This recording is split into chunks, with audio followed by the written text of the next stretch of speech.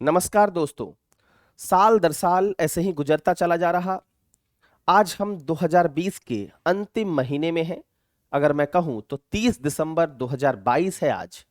और आज भी एक चीज जो आपका पिछले 3 सालों से पीछा नहीं छोड़ रही, वह है कोरोना। 2019 में कोरोना चाइना के वुहान प्रांत से स्टार्ट हुआ दिसंबर महीने में। और उसके बाद इस महामारी ने किस प्रकार पूरे विश्व के प्रारूप को ही बदल दिया, यह आपसे छिपा हुआ नहीं है। आपने भी भारत में काफी इसका प्रकोप देखा होगा। कई लोग ऐसे होंगे जिन्होंने, एवं मैं कहूं तो 2021 के बाद जो डेल्टा वेरिएंट आया उसके बाद लगभग ऐसा कोई भी परिवार भारत में नहीं होगा जिन्होंने मेरे अनुसार अपने अपनों को नहीं खोया होगा या फिर अपने सगे संबंधियों को नहीं खोया होगा। तो कोरोना ने पूरे विश्व को परेशान कर दिया और इससे भारत भी अछूता नहीं था। लेकिन इस बार फिर से आप देख रहे हैं कि ओमिक्रॉन का एक नया वेरिएंट BF.7 चाइना में काफी प्रकोप मचाए हुए है। एक रिपोर्ट के मुताबिक लगभग 250 मिलियन लोग दिसंबर 2022 तक चाइना में इस ओमिक्रॉन के नए वेरिएंट BF.7 से पीड़ित हो जाएंगे। और अगर मैं कहूं तो लगभग चाइना की 18% आबादी इससे पीड़ित हो जाएगी। चाइना में जो हाल है वह काफी बुरा है। इस प्रकार का हाल है कि वहां के शमशान घाट जो आप कहते हैं, वहां पर भी जगह नहीं है लोगों को जलाने के लिए। लाइनें लगी पड़ी हैं, वेटिंग लिस्ट है, लोग हजार हजार की वेटिंग में अपने शव को जलवाने के लिए, अपने सगे संबंधियों के शव को जलाने के लिए लाइन में कतार में लगे हैं। क्या कारण है इसका, इसकी हम विवेचना करेंगे। क्या भारत को इससे सीख लेनी चाहिए, इस पर भी हम बात करेंगे। क्या है यह नया वेरिएंट, क्या होता है म्यूटेशन, क्या होता है आर वैल्यू, इन सभी चीजों पर हम बात करेंगे। लेकिन सबसे पहले, मेरा नाम है वरुण और आप देख रहे हैं यूपीएससी वाला। और यह जो टॉपिक है यूपीएससी परीक्षा GS paper 3 science and technology में हेल्थ पोर्शन से यह जुड़ता है। तो चलिए देखते हैं कुछ प्रमुख बातों को। सबसे पहले आप देखिए, जो अगर हम बात करें 2019 के कोरोना की, तो वह वुहान प्रांत से आया, ये आपको पता है। और वुहान प्रांत आपका चाइना में है। अगर मैं मैप में दिखाऊं तो आपको कुछ इस प्रकार का लोकेशन आपका जो है वो उसका दिख रहा है। यहां से इसने अपना प्रभाव स्टार्ट किया और उसके बाद पूरे विश्व में ये फैलता चला गया। और ऐसा नहीं है कि जो अगर हम बात कर रहे हैं इस नए वेरिएंट की, तो इस नए वेरिएंट ने केवल चाइना को ही प्रभावित किया है, ऐसा नहीं है। इसने चाइना, जापान, यूएस तक इसका प्रभाव है। इवन ताइवान में भी इसका प्रभाव आपको काफी देखने को मिल रहा है। दक्षिण कोरिया भी इससे अछूता नहीं रहा है। तो ऐसा नहीं है कि यह केवल और केवल चाइना में ही है। भारत में भी अगर हम बात करें तो भारत में भी इसके तकरीबन 4 केसेस देखने को मिले हैं। अगर हम बात करें प्रधानमंत्री जी की, तो प्रधानमंत्री जी ने भी इसके लिए बैठक बुलाई और सभी को यह निर्देश दिया, एवं राज्यों को भी यह निर्देश दिया कि वह अपने स्वास्थ्य जो सुविधाएं हैं उसको मजबूत कर ले। ऐसा ना हो कि कोई अगर गंभीर स्थिति उत्पन्न हुई तो फिर राज्य कहें कि ऑक्सीजन नहीं है या फिर हमारे पास प्रॉपर इंफ्रास्ट्रक्चर नहीं है। तो राज्यों को भी स्वास्थ्य सुविधा को, यानी स्वास्थ्य व्यवस्था को बेहतर करने का निर्देश प्रधानमंत्री जी ने दे दिया है। प्रधानमंत्री जी ने खुद भी कहा है कि अब आप लोग फिर से मास्क लगाना शुरू कर दीजिए। और आपने देखा होगा कि संसद की जो सदन हुआ उसमें भी प्रधानमंत्री जी ने इसका नेतृत्व करते हुए मास्क लगाना प्रारंभ किया और सभी को यह निर्देश भी दिया, सभी सांसदों को यह निर्देश भी दिया कि आप सभी जो है मास्क लगाएं और एक प्रॉपर डिस्टेंस का पालन करें। तो एक प्रकार से भारत जो है चाइना में जो इस महामारी का प्रकोप है इसको देखते हुए पहले से ही काफी स्टेप्स उठा रहा है और पहले से ही काफी सजग है। ये आप देख सकते हैं चाइना की जो यह हालत है यह काफी बुरी हो चुकी है और दिन प्रतिदिन इसकी हालत में काफी आपको जो है वो काफी तकलीफदायी है, काफी हालत बुरी है। क्या कारण है इसका, इस पर भी हम बात करेंगे। और बहुत कुछ आंसर ऐसे हैं जो मैं अभी दे नहीं सकता, समय उसका जवाब देगा। हालांकि अगर हम बात करें तो चाइना यह क्लेम करता है कि 90% ऑफ द जो उसकी पॉपुलेशन है वो वैक्सीनेटेड है। चाइना की जो वैक्सीन है उसको डब्ल्यूएचओ ने काफी पहले परमिशन दे दिया था। फिर उसके बाद भी कोविड का इतना प्रभाव जो चाइना में पड़ा है, इसको लेकर जो डब्ल्यूएचओ का अप्रूवल था, डब्ल्यूएचओ जैसी संस्था पर भी सवाल उठ खड़े हुए हैं। लेकिन अगर हम बात करें जो चाइना के इस क्लेम की 90% आबादी जो चाइना की वैक्सीनेटेड है, अगर हम इस क्लेम की थोड़ी सी विवेचना करें तो आपको पता चलेगा कि लगभग अगर हम बात करें 60 से ऊपर की, अगर हम 60 प्लस एज की आबादी की बात करें चाइना में, तो 50% लोग ऐसे हैं जिनको बूस्टर खुराक तक नहीं मिला है। और 80 प्लस एज की बात अगर करें तो उसमें जो यह परसेंटेज है और कम हो जाता है। और इसके कारण यह जो नया वेरिएंट है यह सबसे ज्यादा बुजुर्ग लोग यानी 60 प्लस के जो एज हैं उनको सबसे ज्यादा यह प्रभावित कर रहा है। ये देख सकते हैं आप कितनी बुरी स्थिति है। अब देखिए अगर हम बात करें तो आपने देखा होगा अलग अलग वेरिएंट्स जो हैं कोविड के, आपने इसका नाम सुना होगा। जैसे अगर मैं बात करूं अल्फा वेरिएंट की तो आपने देखा कि यह यूके में आपने इसका, देखिए यह वेरिएंट ऐसा नहीं है कि सबसे पहले जो है केवल और केवल यूके में ही मिला है, ऐसा नहीं है। यह सबसे पहले इस वेरिएंट की पहचान यूके में की गई। उसके बाद हम बीटा वेरिएंट की बात करें तो साउथ अफ्रीका, अगर हम गामा वेरिएंट की बात करें तो ब्राजील, और ऑब्वियसली अगर हम डेल्टा वेरिएंट की बात करें तो इंडिया, जिससे पूरा 2021 जो है वो प्रभावित रहा और काफी लोगों ने अपनों को खोया है। तो भारत में भी डेल्टा का जो प्रकोप है वो काफी ज्यादा रहा और काफी ज्यादा इसने लोगों की जान ली, काफी ज्यादा जो है इसने लोगों की, आप कह सकते हैं कि लोगों में फैला, ये काफी इसका जो फैलने का दर था, स्प्रेडिंग रेट जो था वह काफी ज्यादा था। यहां पर आप देख सकते हैं, अगर मैं थोड़ा सा एक बार पिक्चर दिखाऊं तो ये अल्फा है, ये बीटा है, यह गामा है, यह डेल्टा है, और फिर उसके बाद आपको ओमिक्रॉन वेरिएंट दिख रहा है। अब देखिए नरेंद्र मोदी जी, इसमें जो बातें मैंने आपको बताई कि इन्होंने एक मीटिंग को चेयर किया, जिसके बाद इन्होंने स्पष्ट तौर पर निर्देश दिया कि जीनोम सीक्वेंसिंग करें। जीनोम सीक्वेंसिंग का मतलब होता है कि जो भी यह नया वेरिएंट है उसके बारे में पूरे तरीके से जो स्वास्थ्य है, मतलब जो स्वास्थ्य विभाग है हमारा, जो डॉक्टर्स हैं, वो इसको देखें कि यह जो नया वेरिएंट है यह किस प्रकार का है और किस प्रकार ये पहले के वेरिएंट से अलग है, कितना स्प्रेड हो सकता है, कितना जो है वैक्सीन इस पर कारगर होगा। इस पूरी चीजों की विवेचना जो है इसको हम जीनोम सीक्वेंसिंग कहते हैं। तो नए वेरिएंट की पूरे अच्छे ढंग से जीनोम सीक्वेंसिंग का आदेश भी प्रधानमंत्री जी के द्वारा दिया गया, जिससे जो यह नया वेरिएंट है किस प्रकार हम इससे निपट सकते हैं और किस प्रकार हम इसके खतरे को कम कर सकते हैं, यह बेहतर ढंग से इसका आकलन किया जा सके। प्रधानमंत्री जी ने और साथ ही साथ यह भी कहा कि टेस्टिंग प्रक्रिया को बढ़ाया जाए और राज्यों को यह निर्देश दिया कि राज्य जो है वो स्वास्थ्य व्यवस्था को बेहतर करे, जिसके बारे में मैंने ऑलरेडी आपसे बात कर ली। इसके बात करें तो चीन के लिए कोरोना रोकना इतना असंभव क्यों हो गया? आखिर चाइना में हो क्या रहा है? क्या हुआ ऐसा कि चाइना ने इस प्रकार का फिर से एक प्रकोप देखा? आपने हालांकि चाइना की जीरो कोविड पॉलिसी के बारे में जरूर सुना होगा कि जीरो कोविड पॉलिसी चाइना अपना रहा था। हालांकि इस जीरो कोविड पॉलिसी को लेकर चाइनीज सरकार की काफी आलोचना थी और लोग इससे काफी ज्यादा परेशान थे। इस बात की व्याख्या अगर हम कहें तो इस बात को खुद वहां के राष्ट्रपति सी जिनपिंग ने भी स्वीकार किया है। तो क्या था यह जीरो कोविड पॉलिसी? इस पॉलिसी के तहत क्या होता था कि इसमें जो सरकारें हैं उन्होंने काफी रिस्ट्रिक्शन लगा के रखे थे, काफी स्ट्रिक्ट जो है वो रूल था कि अगर कहीं से भी कोई कोविड मामला आया तो उस पूरे इलाके को सील कर दिया जाता था। अगर ऑफिस से आ गया तो वहां के पूरे लोगों को वहीं पर पैक कर दिया जाता था। कहने का मतलब है कि उनको पूरे तरीके से आइसोलेट कर दिया जाता था और यह जो प्रॉपर आइसोलेशन जो उनका होता था वो काफी स्ट्रिक्ट होता था।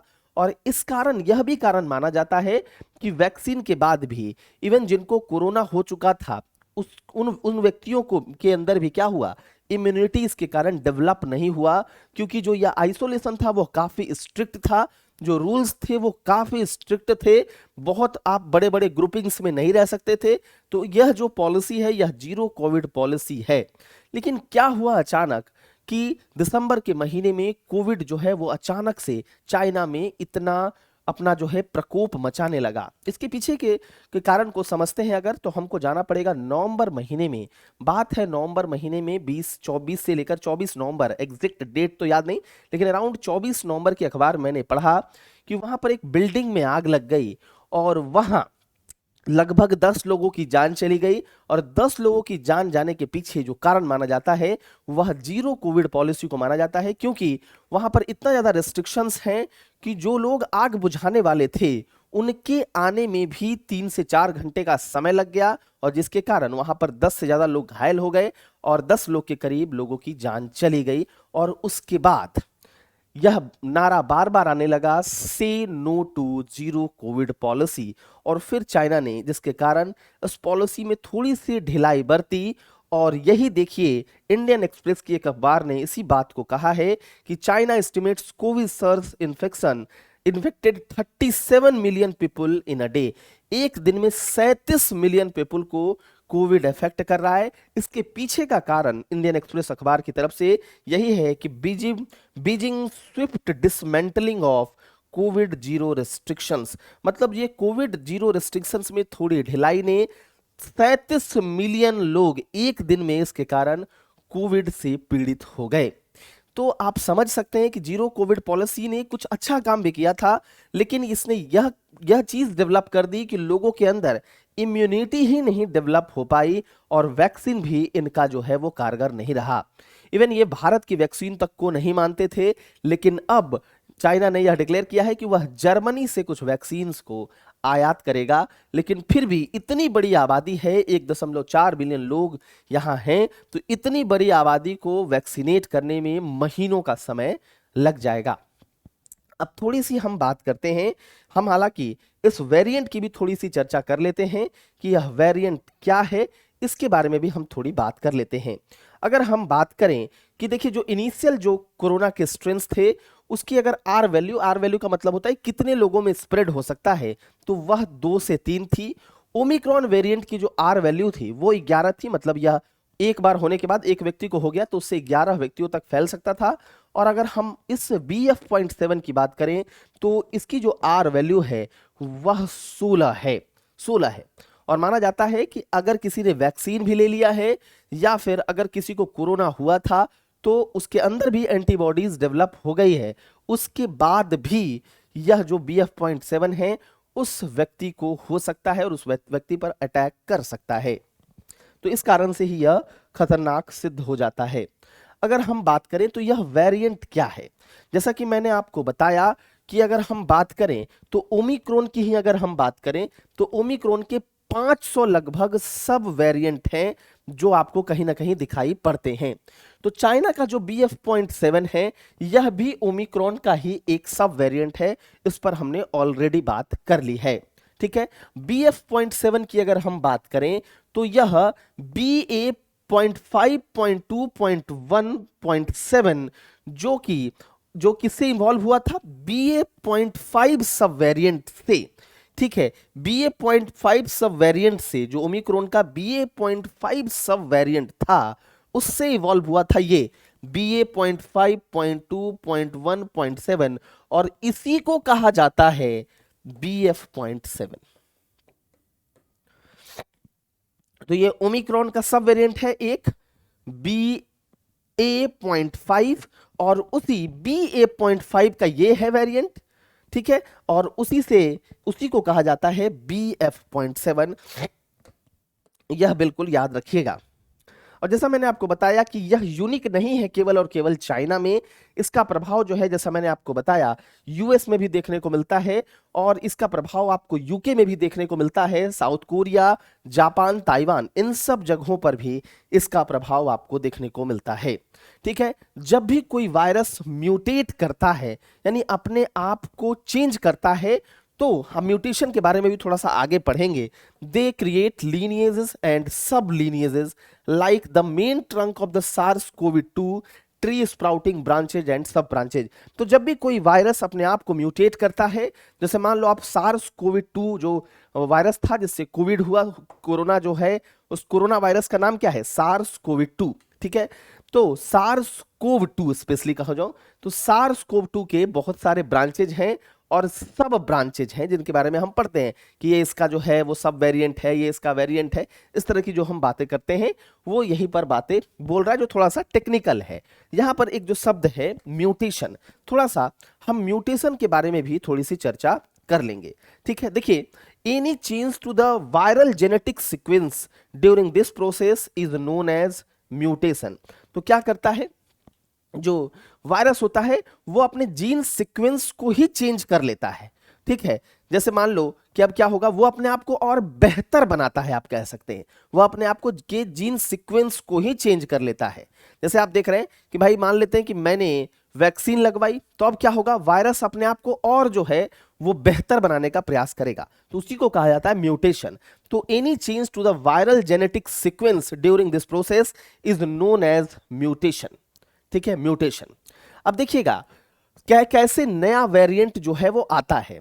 तो व्हेन वायरस क्या कह रहा है, सीधा सीधी समझिएगा कि व्हेन अ वायरस मल्टीप्लाई, जब वायरस जो है वो मल्टीप्लाई होता है, ठीक है, जो मतलब उसका मतलब 1 से 2, 2 से 4 ऐसा जब होता है, तो इसका यह मतलब नहीं है कि वह अपना एक एग्जैक्ट कॉपी ही प्रोड्यूस करेगा, ऐसा नहीं है, same to same copy produce नहीं करेगा। इसका मतलब है कि जो एक से दूसरा, दूसरे से तीसरा, तीसरे से चौथा होता है, इसमें अगर एग्जैक्ट कॉपी नहीं है, इसका मतलब है कि जीनोम्स या फिर जेनेटिक सीक्वेंस में चेंज होता है।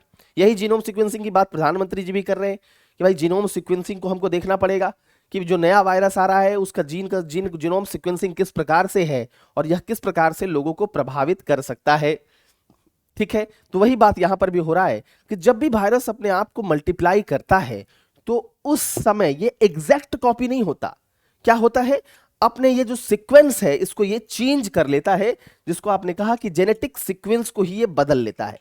और जब जब ये जेनेटिक सीक्वेंस को बदलता है तब उसको कहा जाता है कि वह म्यूटेशन, यही प्रोसेस जो है इसको हम म्यूटेशन कहते हैं।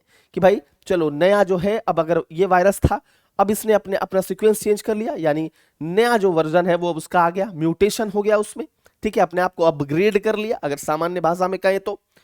Virus with new mutation are sometimes called variants.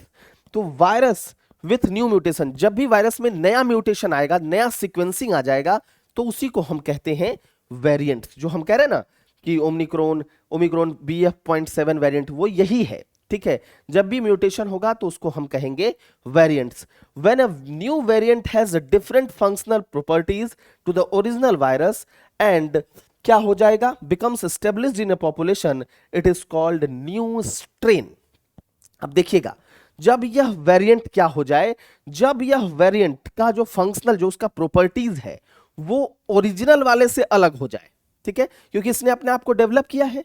जो मान लो दो चीज है, एक है फिर एक से दूसरा हुआ, इसका जो प्रॉपर्टी है इससे अलग हो जाए, ठीक है, पहले वाले से अलग हो जाए, इसकी सीक्वेंसिंग भी अलग है और इसकी प्रॉपर्टी भी अलग हो जाए, तब हम इसको कहेंगे क्या, इसको हम कहेंगे स्ट्रेन। और ये जब पूरे तरीके से एक जनसंख्या में स्थापित भी हो जाए, काफी बड़ी मात्रा में इसकी जनसंख्या हो जाए, और इसको कहा जाएगा स्ट्रेन। वही लिख रहा है कि जब न्यू वेरिएंट का जब नया जो फंक्शनल प्रॉपर्टीज हो जाए जो कि ओरिजिनल से अलग हो, तो उसको कहा जाएगा स्ट्रेन, ठीक है।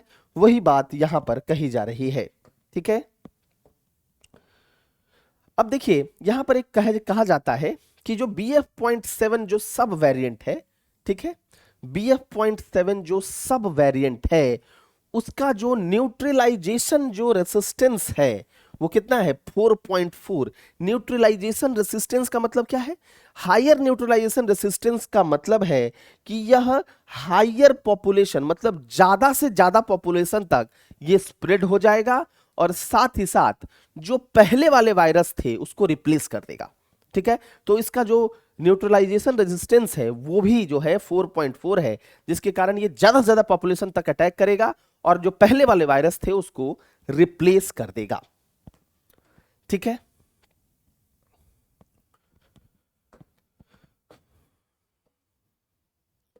ये सब बातें आपने जब देख ली है तो आपको कुछ ना कुछ बातें अब समझ में आ गई होगी। ठीक है, तो ये देखिए, ये तो कुछ साइंटिफिक जो टर्म्स थे उस पर मैंने बातें की, लेकिन आपको जो है मेनली ये समझना है, और आपको इस वीडियो के माध्यम से डरना नहीं है। अब ये नहीं कि इसको लेकर आप डरने लगे कि सर ऐसा होने होगा, ऐसा होगा। आप अपने घर में रहें, सुरक्षित रहें, मास्क का प्रयोग करें। अगर आपने बूस्टर खुराक नहीं लिया है तो आप बूस्टर खुराक का प्रयोग करें।